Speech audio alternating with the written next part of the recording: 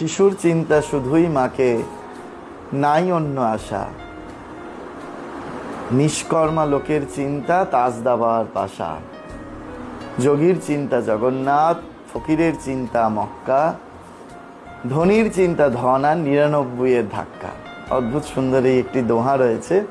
সেই দোহাতে বলা হচ্ছে যে শিশু কেবল শুধু মাকে চিন্তা করে, তার আর কোনো আশা নেই। সে জানে যে মা তাকে যেখানে যেমন রাখে।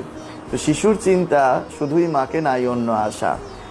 নিষ্কর্মা লোকের চিন্তা তাজ দাবার পাশা। নিষ্কর্মা লোক, তার কোনো কাজ নেই, সে ওই তাজ দাবা পাশা এতে মশগুল হয়ে রয়েছে।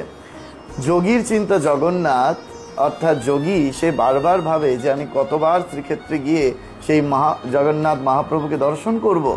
ফকিরের চিন্তা মক্কা। ফকির সে হয়তো 10টা টাকা ভিক্ষা করে আনছে, কিন্তু সে 5টি টাকার খাবে, 5টি টাকা জমিয়ে রাখবে, সে একবার হজে যাবে, মক্কায় যাবে। ধনীর চিন্তা ধন। ধনী সবসময়ের জন্য ভাবছে যে আমি আরো কি করে ধন সম্পদে নিজেকে উন্নত করব। ধনীর চিন্তা ধন আর ৯৯ ধাক্কা। সেই ৯৯ তার কখনো 100 হয় না।